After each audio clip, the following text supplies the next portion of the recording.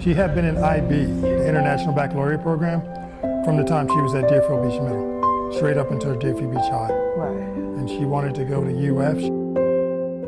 It started when she was younger and just had this desire to be the best. She learned to read early. We've always been very attached to this city.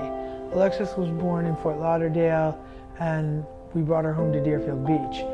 Between the ages of 16 and 17, the last year and a half of her life, she realized that the world was not a perfect place. She realized that there were people with bad intentions. And she was greatly affected by Stoneman Douglas. She was very much affected by that, and she realized, I think, maybe not even consciously, that the world is not a safe place necessarily. So she was going through, depression and sadness. We tried to get Alexis help, and we did get Alexis help.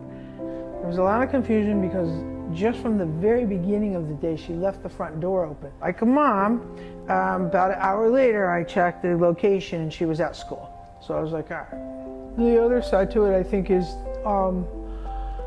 maybe not for every family, but definitely for our family, and the fact that Alexis was a teenager, is that there was some impulsiveness to it. In other words, if Alexis could have just hung on, it's very possible that she would have had a good night that night, or she would have had a better day the next day. After you lose someone to suicide, there's these coulda, woulda, shouldas. I shoulda saw, I coulda saw, I wish I had. No, I want my daughter back. I'll give you this shirt right now. I want my daughter back. I'll give it all away. I'll give the house away. I want my daughter back. Grief and suicide loss is like a forest. This is my home now. So I made my little camp. Each day I'll go a little bit further out, get comfortable, because you don't leave this place. It's not that you get over it. The saying that we have is, the load doesn't get lighter, your back gets stronger. Be proud. Yeah.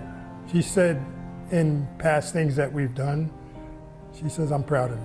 Yeah. Like, she talked like that. And then she would make suggestions of how we could do it better.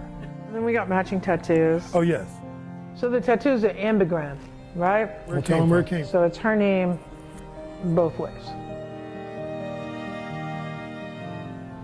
People say, well, how do you deal with it? And I had some woman tell me, or ask me, and I don't even know who the woman is to this day, but she made the point.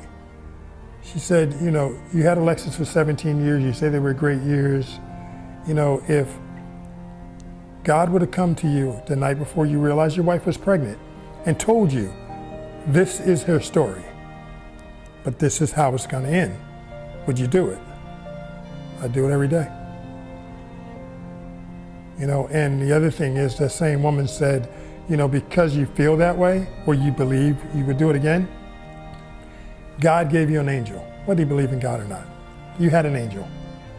He needed his angel back.